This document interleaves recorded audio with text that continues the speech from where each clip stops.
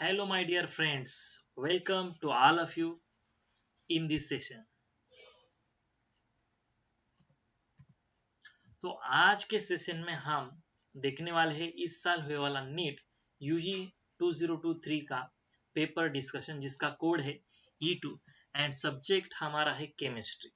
तो केमिस्ट्री के जितने भी सवाल आए थे उन सभी सवालों का जवाब इस सेशन में हम देखेंगे। Detail paper analysis and discussion ये सेशन में हम देखेंगे। सेक्शन ए स्टार्ट करते हैं हम। सेक्शन ए में 35 क्वेश्चंस थे और सेक्शन बी में 15 क्वेश्चन। ऐसे 50 क्वेश्चंस आपको नीट के एग्जाम में इस बार पूछे गए थे। तो हमारा पहला सवाल था, देखो बच्चों, 51 जिसका नंबर है, select the correct statement from the following. Okay, आपको यहाँ पर क्या करना है, करेक्ट स्टेटमेंट्स आपको यहाँ पर पहचानना है। ओके, तो यहाँ पर देखो हमारे पास 5 सेंटेंस दिए वाले हैं, यानी कि स्टेटमेंट दिया है। देखो पहला स्टेटमेंट क्या है हमारा, atoms of all elements are composed of two fundamental particles. अब ये स्टेटमेंट सही है या गलत है, ये हम कैसे पहचानोगे। देखो हम बचपन से सीखते आए कि एटम कंसिस्ट ऑफ 3 सब atomic particles, that is proton, neutron and electron. तो कितने सब एटॉमिक पार्टिकल्स है, 3। तो यहाँ पर कितना दिया है, 2। इसका मतलब है ये स्टेटमेंट जो है, ये स्टेटमेंट रॉन्ग स्टेटमेंट है। Okay, this is the wrong statement. B statement क्या दिया है, देखो the mass of electron is 9.1 into 10 raised to power 31 kilogram. Yes, absolutely correct. ये स्टेटमेंट सही है कि मास ऑफ इलेक्ट्रॉन जो होता है वो कितना होता है, 9.1 into 10 raised to power -31 kilogram. ये आपको यहाँ पर दिया है। तो ये बी जो स्टेटमेंट है वो, ये बी स्टेटमेंट एब्सोल्युटली राइट है। स्टेटमेंट सी क्या दिया है, देखो all the isotopes of a given statement element show same chemical properties. आप यहाँ पर बच्चों देखो आइसोटोप किसे कहोगे, आइसोटोप यानी कि क्या होता है, आइसोटोप का मतलब क्या है, आइसोटोप्स का मतलब होता है सेम नंबर ऑफ प्रोटॉन, लेकिन उसमें न्यूट्रॉन जो होते हैं वो होते हैं different number of neutrons. For example okay, protonium, उसके बाद दूसरा एग्जांपल है ड्यूटेरियम एंड तीसरा एग्जांपल है ट्रीटियम। तो this are the isotopes and this isotopes having same chemical properties because atomic number कैसा होता है उनका, सिमिलर होता है। ओके, तो यहाँ पर जो सी स्टेटमेंट है वो क्या है हमारा, सी स्टेटमेंट राइट है। ओके, अब डी स्टेटमेंट देखो क्या है, protons and electrons are collectively known as nucleons. आप देखो बच्चों, आपको अगर न्यूक्लियॉन्स की डेफिनेशन मालूम हो कि न्यूक्लियस किसे कहोगे, कि न्यूक्लियस का मतलब होता है protons and neutrons is combinedly known as nucleus. तो यहाँ पर क्या दिया है, प्रोटॉन्स एंड इलेक्ट्रॉन्स। यहाँ पर इलेक्ट्रॉन्स नहीं, यहाँ पर होना चाहिए था क्या, न्यूट्रॉन्स होना चाहिए था। तो ये स्टेटमेंट भी रॉन्ग है। And last statement, Dalton's atomic theory regarded the atom as an ultimate particle of a matter. Yes, absolutely right है। डाल्टन ने क्या कहा था उसके थियरी में कि एटम जो होते हैं वो अल्टीमेट पार्टिकल्स होते हैं मैटर के। तो यहाँ पर ई स्टेटमेंट राइट है, करेक्ट है। कौन कौन से स्टेटमेंट राइट है हमारे, करेक्ट है B, C and E. Okay, यहाँ पर हम लिखते हैं हमारे स्टेटमेंट कौन से राइट है, बी, सी एंड ई। ये जो स्टेटमेंट है ये राइट स्टेटमेंट है। तो हमारे ऑप्शंस एग्जाम में कौन से दिए थे, देखो ऑप्शंस में कौन कौन से ऑप्शंस हमें दिए थे, देखो ये देखो, अब जिस ऑप्शन में बी, सी, ई है वो ऑप्शन हमारा करेक्ट है। देखो आंसर जो है आपका आएगा 4th नंबर वाला option, B, C and E, this 3 statements are correct. Okay, तो ये रहा आपका इस सवाल का आंसर। ओके, चलो नेक्स्ट क्वेश्चन देखते हैं हमारा। देखो 52 नंबर का question, given below are 2 statement. Okay, अब इस सवाल में हमें 2 स्टेटमेंट दिए हैं। पहला स्टेटमेंट क्या दिया है, देखो असर्शन एंड रीजंस वाला, ये इस टाइप का ये क्वेश्चन है। देखो असर्शन ए क्या दिया है इसमें, a reaction can have zero activation energy, ये असर्शन है। और उसका रीजन क्या दिया है, the minimum extra amount of energy absorbed bye reactant molecule so that their energy becomes equal to threshold value is called activation energy. In the light of the above statement, choose the correct answer from the option given below. अब options कौन कौन से दिए हैं, देखो यहाँ पर ये ऑप्शंस आपको दिए हैं, तो इसका हम सॉल्यूशन देखेंगे। तो देखो असर्शन क्या है, देखो a reaction can have zero activation energy, absolutely right है, क्योंकि कुछ कुछ रिएक्शन ऐसे होते हैं कि जिनकी एक्टिवेशन एनर्जी जो होती है वो जीरो होती है। फॉर एग्जांपल, ओके मैं आपको एक एग्जांपल बताता हूँ। For example free radical, okay यहाँ पर हम फ्री रेडिकल देखेंगे, मिथाइल फ्री रेडिकल, इनकी एक्टिवेशन एनर्जी कैसी होती है, जीरो एक्टिवेशन एनर्जी यहाँ पर होती है। एक्टिवेशन एनर्जी जो है वो कैसी होती है, zero for only free radical reactions. Okay तो यहाँ पर हमारा असर्शन जो है, असर्शन राइट है। अब रीजन राइट है क्या नहीं वो चेक करेंगे हम। देखो रीजन क्या दिया है आपको, the minimum extra amount of energy absorbed by reactant molecules so that their energy becomes equal to the threshold frequency. Okay, thresholds frequency and thresholds value ये आपको वहां पर दिया है। तो यहाँ पर क्या है, ये रीजंस भी करेक्ट है और आपका आंसर क्या आएगा, देखो both A and R true and देखो आपका असर्शन भी सही है और रीजन भी सही है, लेकिन रीजन जो है वो reason not the correct explanation of A, ये रीजन ए का करेक्ट एक्सप्लेनेशन नहीं है। उसका रीजन क्या है, activation energy is defined as the minimum amount of extra energy absorbed by the reactant to achieve threshold frequency, यानी थ्रेशोल्ड वैल्यू। तो इसका सही आंसर क्या है, ऑप्शन नंबर 2 जो है ये इस क्वेश्चन का सही जवाब है। Both A and R are true, but R is not the correct explanation of A. Okay, right, my dear friends. Okay, तो नेक्स्ट क्वेश्चन की तरफ हम जाएंगे। देखो नेक्स्ट क्वेश्चन हमें क्या दिया है, ये क्वेश्चन है सॉलिड केमिस्ट्री चैप्टर में से, यानी कि solid. Okay solid chemistry, solid state. Okay तो देखिए क्या यहाँ पर, a compound is form by two elements A and B. एक कंपाउंड है जो कि ए एंड बी एलिमेंट से बना है और यहाँ पर the element B forms cubic close pack structure. ये यहाँ पर इंपॉर्टेंट है, देखो बी क्या है, क्लोज पैक्ड स्ट्रक्चर जिसे हम कहते हैं face centre cubic unit cell, and atoms of A occupy 1/3 of tetrahedral voids. If the formula of the compound is AXBY, then the value of X plus Y is in option. आपके पास ये 4 options दिए हैं। Okay बहुत आसान सवाल है बच्चों, कुछ भी डिफिकल्ट क्वेश्चंस, एग्जाम का जो पैटर्न था, पेपर का जो पैटर्न था वो था मीडियम टू टफ लेवल के क्वेश्चंस हमें इस बार एग्जाम में पूछे गए थे। ओके तो इसका हम सॉल्यूशंस निकालेंगे। देखो इसका सॉल्यूशंस हम देखेंगे, यहाँ पर क्या है, number of atoms of element B. First हम क्या करेंगे, number of atoms, number of atoms of element B, of element B is, क्या है यहाँ पर एलिमेंट बी के, n, so the number of atoms of element A. अब A के एलिमेंट्स क्या होंगे, ए के एलिमेंट्स यहाँ पर होंगे 1/3 इंटू 2, यानी ये ए के एलिमेंट्स होंगे।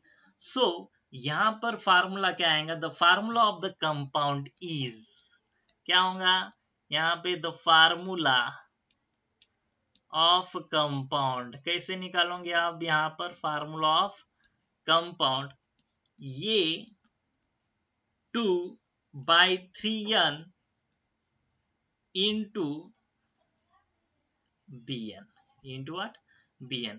अब देखो यहाँ पर यहाँ का n और ये n कैंसल हो जाएगा और यहाँ पर ए की वैल्यू क्या आएंगी, ए की वैल्यू आएंगी A2, बी की वैल्यू आएंगी यहाँ पर कितनी आएंगी, बी की वैल्यू यहाँ पर आएंगी 3।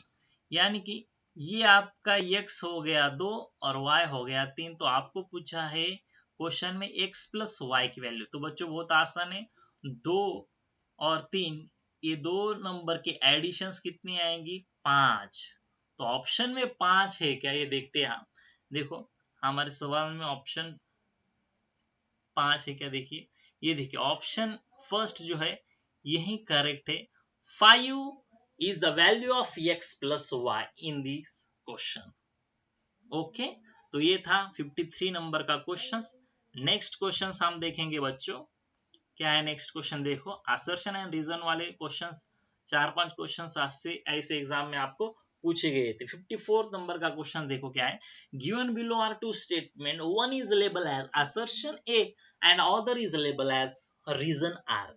तो असर्शन क्या दिया है, असर्शन ए क्या दिया है, metallic sodium dissolve in liquid ammonia giving a deep blue solution which is a paramagnetic, और उसका रीजन क्या दिया है, the deep blue solution is due to the formation of amide in the light of the above statement, choose the correct answer from the option given below।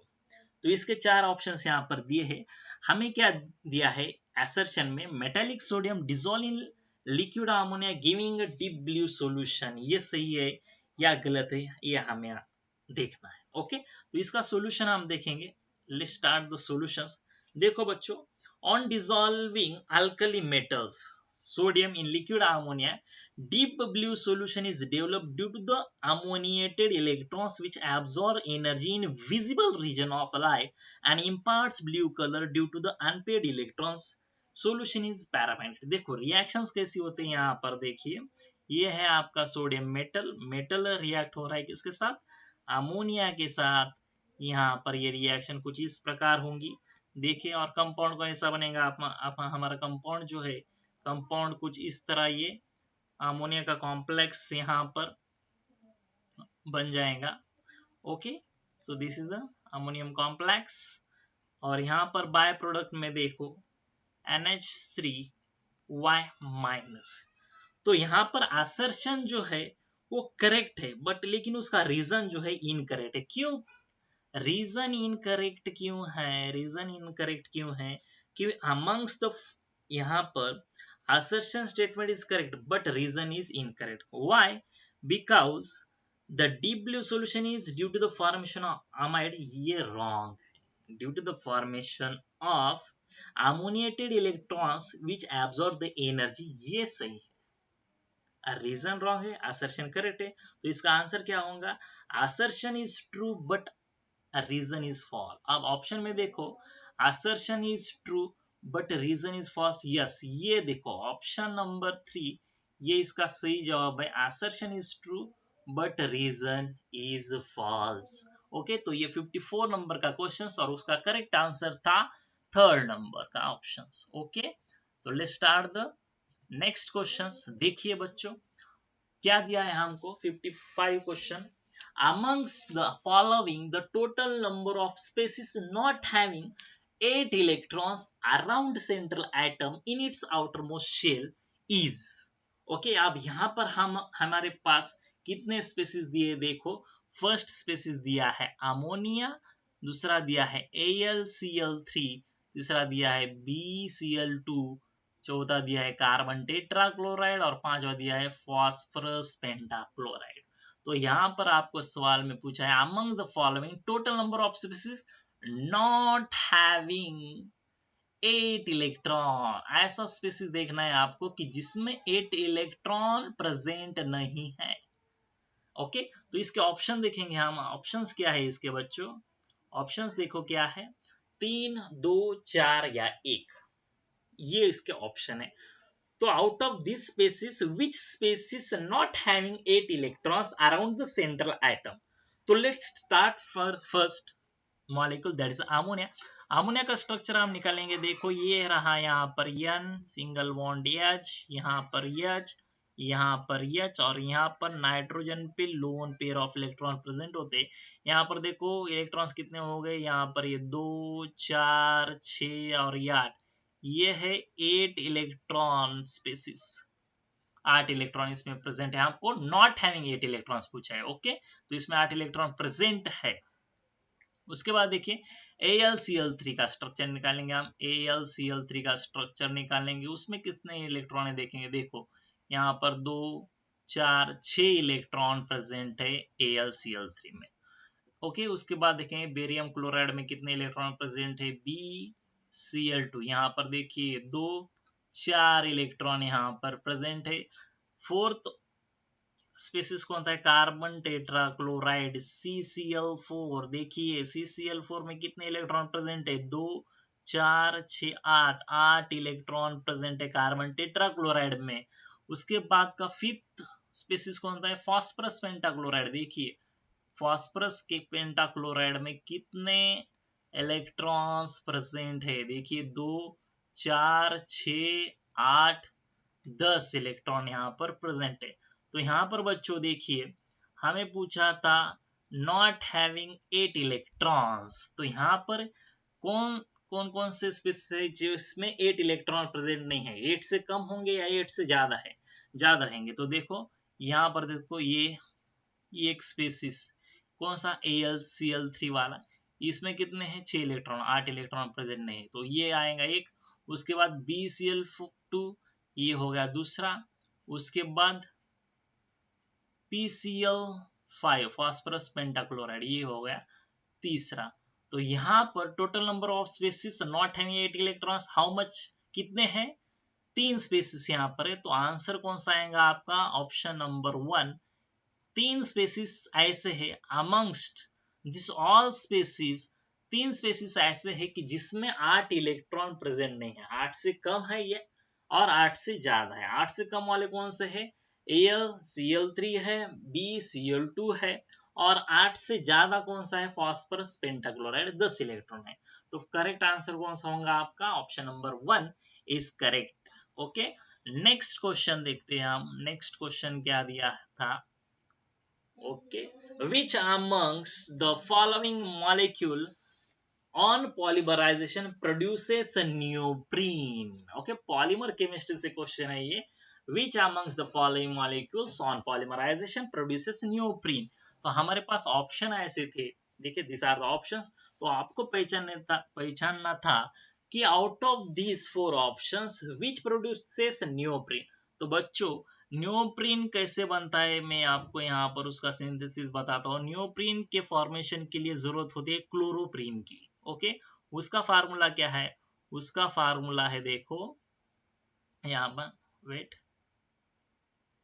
Okay, तो formula देखते हैं हम, CH2 double bond C single bond Cl single bond CH double bond CH2, ये है आपका chloroprene, chloroprene, okay. इसका IUPAC name क्या होगा, देखो आईयूपीसी नेम भी निकालेंगे इसका, हम आईयूपीसी नेम निकालेंगे, देखो 2 क्लोरो 1,3 ब्यूटाडाइन, ब्यूटाडाइन, ये इसका आईयूपीसी नेम हो गया क्लोरोप्रीन का। अगर हम इसका पॉलीमराइजेशन करते हैं, अगर हम इसका पॉलीमराइजेशन करते हैं तो हमें मिलता है न्योप्रीन का यूनिट, देखिए यहाँ पर मिलता है हमें CH2 single bond C single bond Cl double bond CH single bond CH2, number of molecules यहाँ पर मिलते हैं, यहाँ पर लिखेंगे हम N, ये हो गया आपका न्योप्रीन। तो न्योप्रीन का यूनिट किससे फॉर्म होता है, क्लोरोप्रीन से।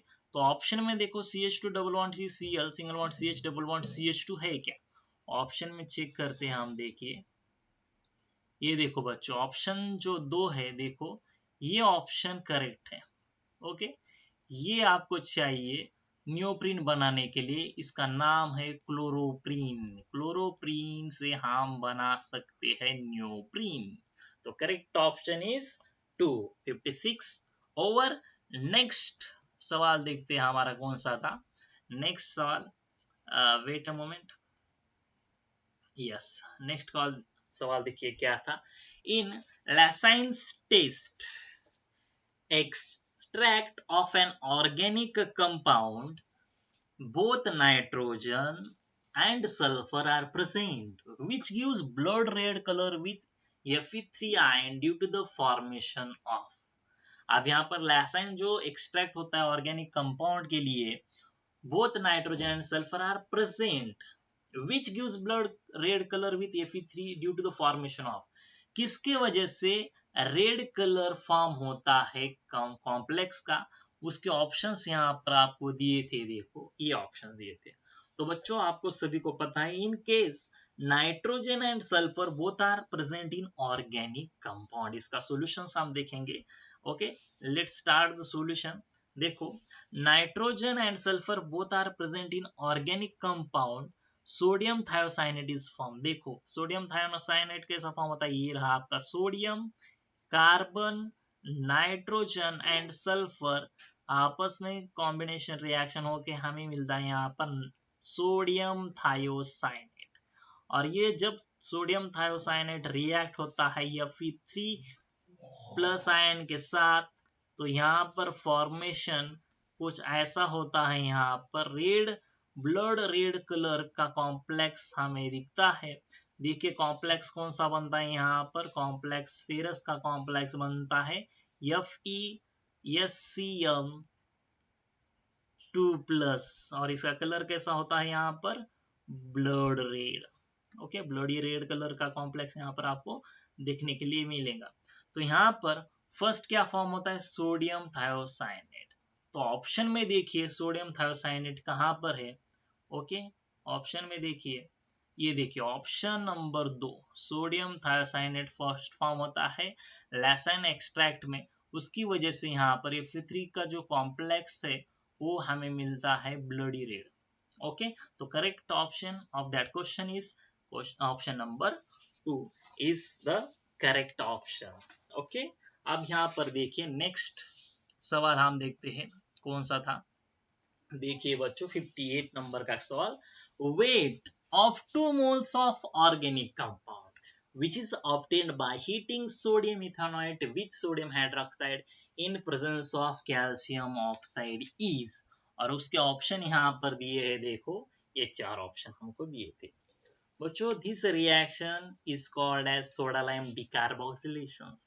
इस रिएक्शन को क्या कहते हैं हम, soda lime decarboxylation reaction. In detail इसका सॉल्यूशन हम देखते हैं। देखो क्या होता है, सोडियम इथेनॉएट का फार्मूला हमें पता होना चाहिए, क्या है, CH3 single bond C double bond O single bond O minus Na plus, ये आपका कंपाउंड कौन सा है, सोडियम इथेनॉएट। ये कंपाउंड है हमारा सोडियम इथेनॉएट। इसकी रिएक्शंस किसके साथ हो रही है, सोडियम हाइड्रोक्साइड के साथ in presence of calcium oxide. तो this reaction is known as decarboxylation reactions. यहाँ पे हमारा प्रोडक्ट जो है वो प्रोडक्ट क्या मिलेगा, यहाँ पर प्रोडक्ट मिलेगा हमें methane gas. Okay, methane as a major product, by product में हमें मिलता है सोडियम कार्बोनेट। आपको पूछा था weight of 2 moles of the organic compound which is form. अब यहाँ पर प्रोडक्ट क्या है, हमारा प्रोडक्ट ये है, इसका आपको 2 मोल्स का वेट पूछा है, किसमें, ग्राम में। आप देखिए बच्चों, मोलार मास ऑफ मीथेन सभी को पता है, मोलार मास ऑफ मीथेन कितना होता है, 16 ग्राम पर मोल। अब कुछ स्टूडेंट्स ऐसे होंगे कि जिसको मोलार मास निकालना नहीं आता, तो हम बच्चों पढ़ेंगे, मैं आपको सिखाऊंगा मोलार मास कैसे निकालते हैं मीथेन का। देखिए यहाँ पर how we calculate the molar mass. देखो कार्बन का एटॉमिक मास कितना है, 12, मीथेन में कार्बन कितने हैं, 1, प्लस हाइड्रोजन का एटॉमिक मास 1, मीथेन में हाइड्रोजन कितने हैं, 4। तो इसको अगर हम सॉल्व करेंगे, देखो तो ये आएगा, कितना आएगा आपका आंसर, 16। तो इसी तरह मोलर मास निकालते हैं। लेकिन आपको पूछा है 2 मोल्स, अब 1 मोल में 16 ग्राम होगा, तो 2 मोल्स के लिए कितना आएगा बच्चों, it is really very simple, 16 into 2 it becomes 32 ग्राम पर मोल। यस, तो यहाँ पर जो प्रोडक्ट फॉर्म हुआ था उसके 2 मोल्स का वेट मोलार मास कितना है 32 ग्राम पर मोल। अब ऑप्शन में 32 है क्या वो हम चेक करेंगे, ऑप्शन में 32 है क्या। ये देखिए option number 2 32 is the correct answer of 58 question. Yes, that is really very simple. Okay, next सवाल देखते हैं। Okay, some tranquilizers are listed below. Which one from the following belongs to barbiturates? Okay, barbiturates. तो इसके options देखो कौन कौन से थे, chlordiazepoxide, okay, Veronal, Valium and meprobamate. तो ये 4 ऑप्शन थे। अब यहाँ पर देखो ट्रॉन्क्यूलाइजर्स क्या होते हैं बच्चों, ट्रॉन्क्यूलाइजर्स क्या होते हैं। ओके, ट्रॉन्क्यूलाइजर्स किसे कहेंगे हम, ड्रग है ये जो कि क्या करता है, drug that is used to reduce anxiety, reduce करता है, ओके, फेयर को रिड्यूस करता है, आपके टेंशन को रिड्यूस करने वाला ये ड्रग है। रिलेटेड स्टेट्स मेंटल डिस्टर्बेंस के लिए ये ट्रॉन्क्यूलाइजर्स ड्रग हम यूज करते हैं।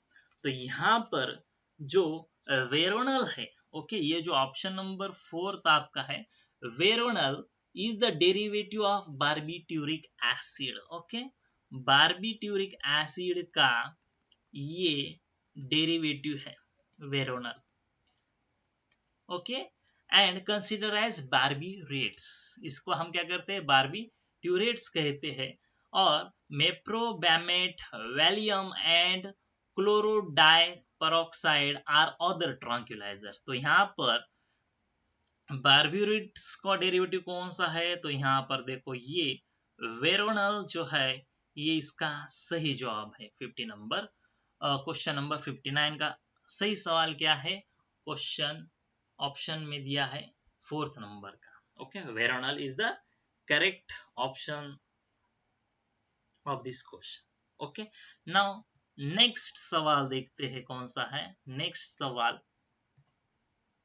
Okay, question number 60, the conductivity of centimolar solution of potassium chloride at 25 degrees Celsius is 0.0210 per ohm per centimeter, and the resistance of the cell containing the solution at 25 degrees Celsius is 60 ohm. The value of the cell constant is, okay, this question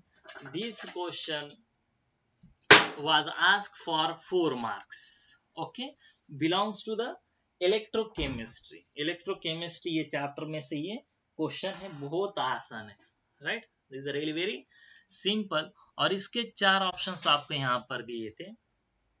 okay, centimetre universe में cell constant बच्चों इसका unit क्या होता है, centimetre universe. Okay, now देखेंगे इसका detail solution हम देखने वाले हैं। देखो क्या है यहाँ पर, कंडक्टिविटी आपको पता है, कंडक्टिविटी का फार्मूला, वेट कलर चेंज करेंगे हम पेन का। ओके, कंडक्टिविटी इक्वल्स टू क्या होता है, कंडक्टेंस इनटू सेल कांस्टेंट, ये फार्मूला है कंडक्टिविटी का। Okay, conductivity equals to conductance into cell constant. Conductivity हम डिनोट करते हैं K से, कंडक्टेंस डिनोट करेंगे G से, और सेल कांस्टेंट डिनोट करेंगे हम G डैश से। तो यहाँ पर देखिए बच्चों हमें निकालना है cell constant G dash equals to क्या होगा, यहाँ पर मल्टीप्लिकेशन होगा कंडक्टिविटी और कंडक्टेंस का मल्टीप्लिकेशन होगा। तो कंडक्टिविटी कितनी दी है हमें क्वेश्चन में, 0.0210, ओके, इनटू यहाँ पर सेल कांस्टेंट हमें निकालना है, और कंडक्टेंस कितना दिया था हमें 60, कंडक्टेंस कितना दिया था 60, इसका यूनिट क्या दिया था हमें पर ओहम पर सेंटीमीटर, इसका यूनिट दिया था ओहम। तो यहाँ पर ओहम पर ओहम कैंसिल होंगे, और इसका मल्टीप्लिकेशन कितना आएगा, इसका मल्टीप्लिकेशन आएगा 1.26 सेंटीमीटर इनवर्स। देखो ये इसका यूनिट है सेल कांस्टेंट, क्योंकि यहाँ पर प्लस ओहम एंड पर ओहम कैंसिल हो जाएंगे, और आपका सेल कांस्टेंट कितना आएगा बच्चों 1.26 पर सेंटीमीटर।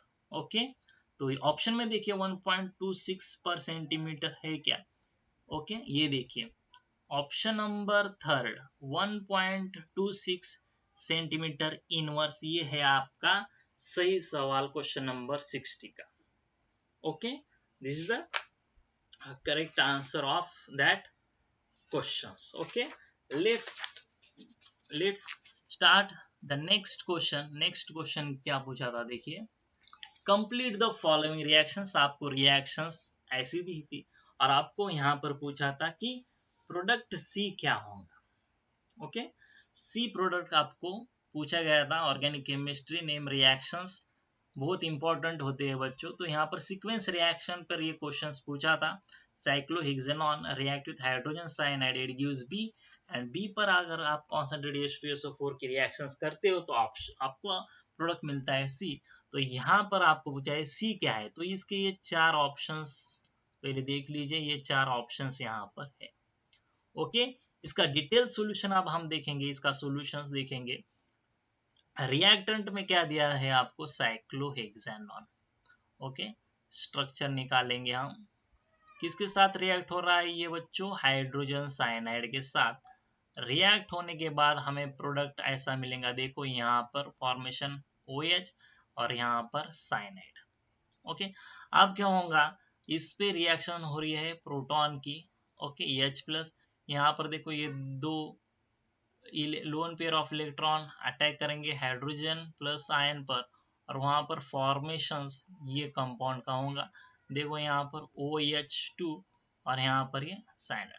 यहाँ का जो प्रोटॉन है इसके इलेक्ट्रॉन यहाँ पर ये बॉन्ड यहाँ पर शिफ्ट होगा, यहाँ पर वाटर मॉलिक्यूल निकल जाता है, और फॉर्मेशंस क्या मिलेगा यहाँ पर, ये ऐसा प्रोडक्ट हमें मिलेगा। देखो यहाँ पर आएगा डबल बॉन्ड, यहाँ पर होगा साइनाइड। ओके, आफ्टर दैट इसकी रिएक्शन किसके साथ करनी है, इसका हाइड्रोलिसिस करना है। हाइड्रोलिसिस कैसे होगा, इन presence of concentrated sulphuric acid. Hydrolysis reaction से यहाँ पर होंगी, और साइनाइड जो ग्रुप है उसका कन्वर्जन होगा कार्बोक्सिलिक एसिड ग्रुप में।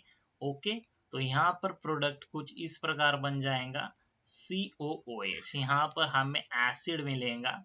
ओके, तो ये ऑप्शन में ये प्रोडक्ट हमारे ऑप्शंस में है क्या, वो चेक करेंगे। ओके, ये है सीक्वेंस रिएक्शन, सी जो है ये एसिड हमें मिलेगा। तो ऑप्शन में देखिए, ये देखिए ऑप्शन नंबर 4 ये जो है ये होगा इसका करेक्ट आंसर। ओके, ठीक है बच्चों, चलो देखते हैं नेक्स्ट सवाल क्या पूछा था। Homoleptic complex from the following complexes, coordination chemistry से जुड़े वाला क्वेश्चन है ये इसके चार ऑप्शन है बच्चों। होमोलेप्टिक कॉम्प्लेक्स किसे कहते हैं ये आपको यहाँ पर पता होना चाहिए।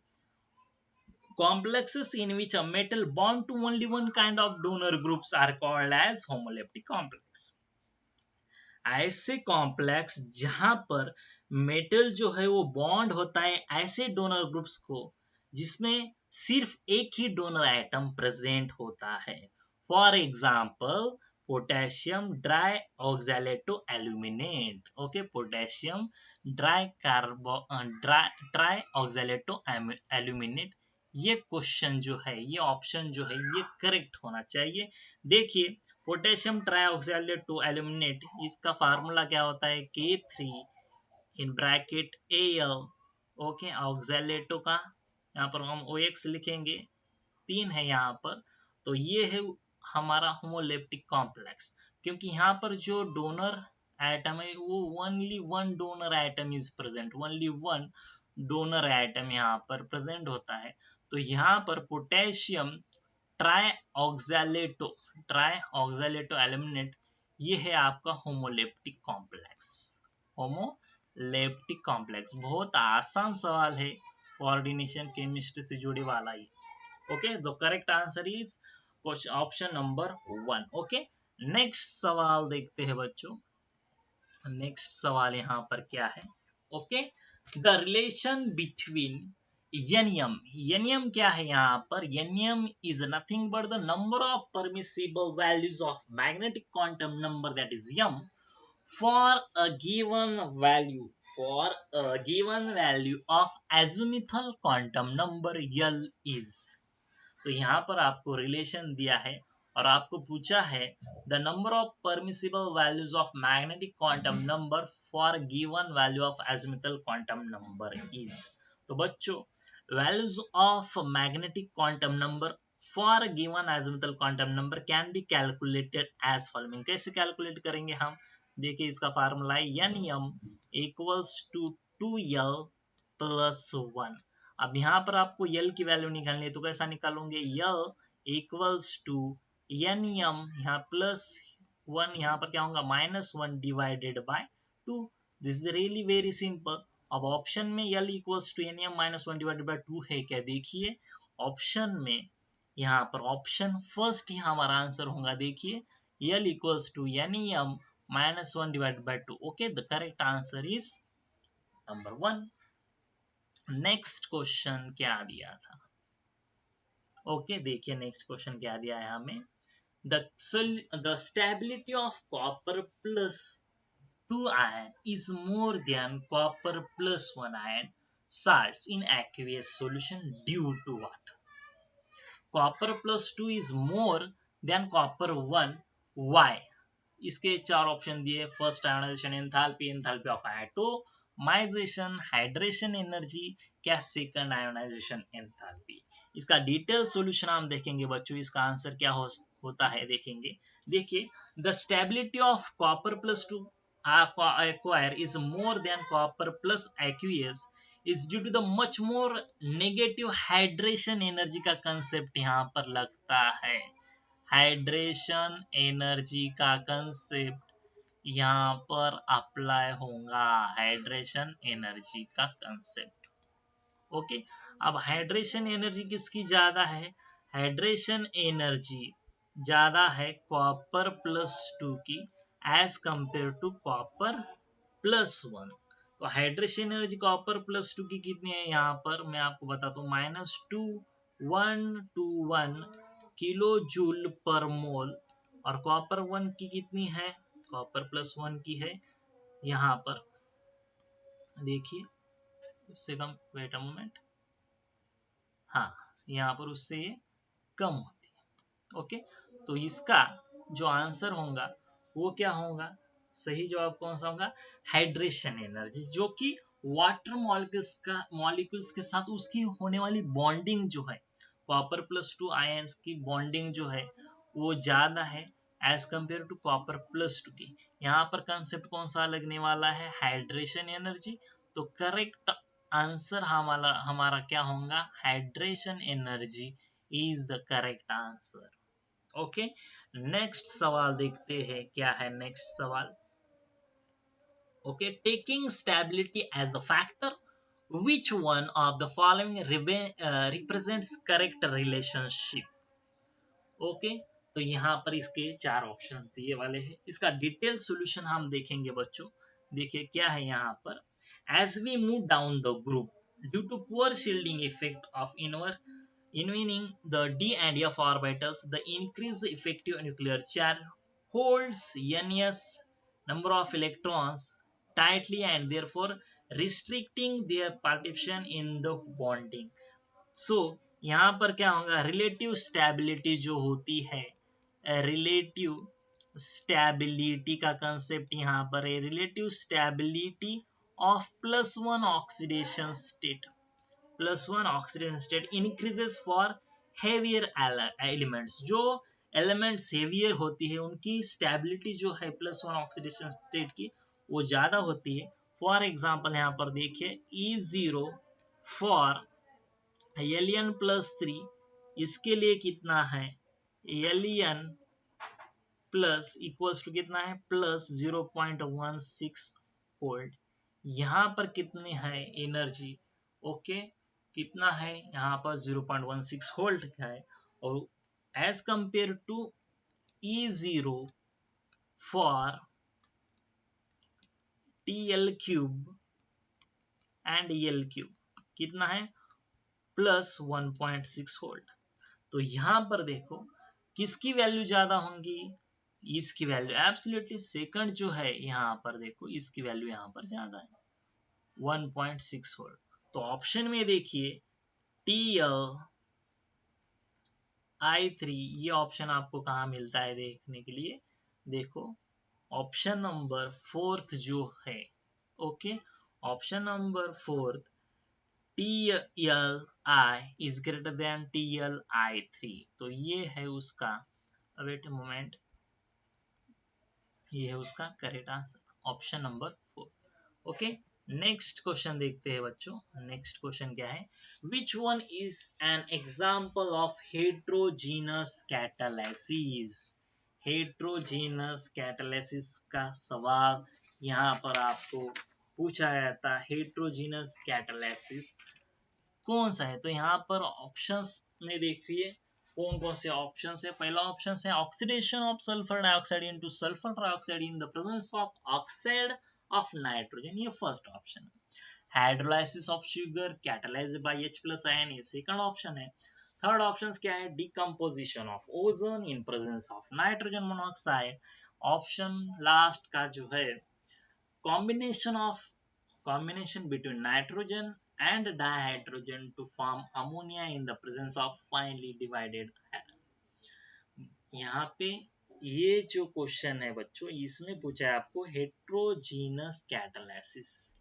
ये क्वेश्चन में देखो हेट्रो का मतलब क्या होगा, बहुत आसान है, हेट्रो का मतलब डिफरेंट। तो यहाँ पर जहां पर डिफरेंट फेज में होंगे, डिफरेंट फेजेस में होने वाली रिएक्शन, वही उसको हम कहते हैं हेट्रोजीनस कैटालिसिस। ओके तो इसका डिटेल सॉल्यूशन हम देखेंगे, रिएक्शन का स्टडी करेंगे। देखो ये जो फोर्थ ऑप्शन है हमारा, combination of nitrogen and hydrogen, nitrogen gas और हाइड्रोजन गैस का combination in presence of catalyst ferrous, लेकिन सॉलिड स्टेट में है, और यहाँ पर प्रोडक्ट मिलता है हमें अमोनिया गैस का। बच्चों देखिए मैंने क्या कहा, हेट्रोजीनियस कैटालिसिस किसे कहोगे आप, हेट्रोजीनियस कैटालिसिस किसे कहोगे कि उसके फेजेस जो है वो डिफरेंट होने चाहिए। किसके फेजेस डिफरेंट होने चाहिए, रिएक्टेंट्स के और प्रोडक्ट्स के और कैटलिस्ट के फेजेस अलग अलग होने चाहिए। देखो रिएक्टेंट्स का फेज क्या है, गैसियस है, लेकिन प्रोडक्ट का फेज भी क्या है, गैसियस। लेकिन यहाँ पर जो कैटलिस्ट हम यूज कर रहे हैं फाइनली डिवाइडेड आयरन, ये है बच्चों सॉलिड स्टेट में प्रेजेंट। तो यही आपका सही जवाब है हेट्रोजीनियस कैटालिसिस का। ओके तो ऑप्शन में देखिए बच्चों, option number 4, combination between dinitrogen and dihydrogen to form ammonia gas in the presence of finely divided iron. Iron कौन से स्टेट में आ रहा है, आपके सॉलिड स्टेट में आ रहा है, डायनाइट्रोजन गैसियस स्टेट में, डाइहाइड्रोजन गैसियस स्टेट में, प्रोडक्ट अमोनिया गैसियस स्टेट में। लेकिन यहाँ पर हमारा आयरन जो है कैटलिस्ट वो सॉलिड स्टेट में है। तो करेक्ट आंसर क्या होगा 66 नंबर क्वेश्चंस का, ऑप्शन नंबर 4। नेक्स्ट सवाल देखेंगे बच्चों, the number of sigma bonds, pi bonds and lone pair of electrons in pyridine molecule respectively are. और इसके ये 4 ऑप्शंस आपको दिए हैं। बच्चों आपको पहचानना है कि pyridine जो मॉलिक्यूल है उसमें सिग्मा बॉन्ड्स कितने हैं, पाई बॉन्ड्स कितने हैं और लोन पेयर ऑफ इलेक्ट्रॉन्स कितने हैं। तो फर्स्ट हम ड्रॉ करेंगे pyridine का स्ट्रक्चर। Okay let's start. देखिए बच्चों pyridine का स्ट्रक्चर हम निकालेंगे, यहाँ पर हाइड्रोजन प्रेजेंट है। ओके हाइड्रोजन हाइड्रोजन हाइड्रोजन, यहाँ पर double bond double bond double bond, और इस पे loan pair of electron present है। ये मॉलिक्यूल हो गया अपना pyridine का मॉलिक्यूल। तो नंबर ऑफ सिग्मा बॉन्ड्स कितने हैं, ओके सिग्मा बॉन्ड्स बताएंगे हम रेड कलर से। ओके सिग्मा बॉन्ड्स कितने हैं, 1 2 3 4 5 6 7 8 9 10 11 सिग्मा बॉन्ड। सिग्मा बॉन्ड्स कितने हैं पिरिडिन में? 11 सिग्मा बॉन्ड्स। ओके, तो ऑप्शन 11 कौन से ऑप्शन में? देखो ऑप्शन नंबर 1 और ऑप्शन नंबर 3। आपका ऑप्शन 2 एलिमिनेशन मेथड यूज करिए आप, आपका आंसर जल्दी से आ सकता है अगर आप एलिमिनेशन मेथड यहाँ पर यूज करते हो। ऑप्शन नंबर 2 और ऑप्शन नंबर 4 एलिमिनेट हो गए। आप सिर्फ दो ऑप्शन बचे, option number 1 and option number 3, जिसमें सिग्मा बॉन्ड्स का नंबर कितना है? 11। उसके बाद निकालेंगे हम पाई बॉन्ड्स। पाई बॉन्ड्स बताएंगे हम ब्लू कलर से। पाई बॉन्ड्स बताएंगे हम ब्लू कलर से। ओके, देखिए पाई बॉन्ड्स कितने pi bonds? 1 2 3 pi bonds present है। पाई बॉन्ड्स के यहाँ पर संख्या पूछी है, कितने आएंगे? 3 पाई बॉन्ड्स। तो देखिए ऑप्शन नंबर 1 में 3 है क्या? नहीं, ऑप्शन नंबर 3 में 3 है। देखिए तो यही आपका करेक्ट सवाल का जवाब है कि option number 3 11 sigma bonds, 3 pi bonds और 1 लोन पेयर प्रेजेंट है। देखिए 1 लोन पेयर यहाँ पर प्रेजेंट है, तो सही जवाब क्या होगा? Option number 3। ओके, अगला सवाल देखिए बच्चों क्या है? The correct order of energies of molecular orbitals of nitrogen molecule. Molecular orbitals यहाँ पर आपको पूछा गया है, मॉलिक्यूलर ऑर्बिटल थ्योरी का ये क्वेश्चंस पूछा गया था। इसका डिटेल सॉल्यूशंस क्या होगा बच्चों? ऐसे मॉलिक्यूल्स कौन कौन से मॉलिक्यूल होते हैं? देखिए boron, carbon, nitrogen, etc. The increasing order of energies of various molecular orbital is, इनकी energies क्या होती है? इनकी एनर्जी होती है sigma 1s is less than sigma star 1s is less than sigma 2s is less than sigma star 2s is less than, देखिए bracket में पाई 2px equals to 2 pi 2py is greater than sigma 2pz is greater than, is less than, sorry, it is less than pi star 2px equals to pi star 2py is less than sigma star 2pz। तो ये है molecular orbital energies. Okay, MO diagrams हम जिसे कहते हैं molecular orbitals diagram. तो boron के लिए, कार्बन के लिए और नाइट्रोजन के लिए ये आता है। तो ऑप्शन देखिए, ऑप्शन कौन सा है हमारा करेक्ट ऑप्शन? जिसमें क्या है? जिसमें वेट अ मोमेंट,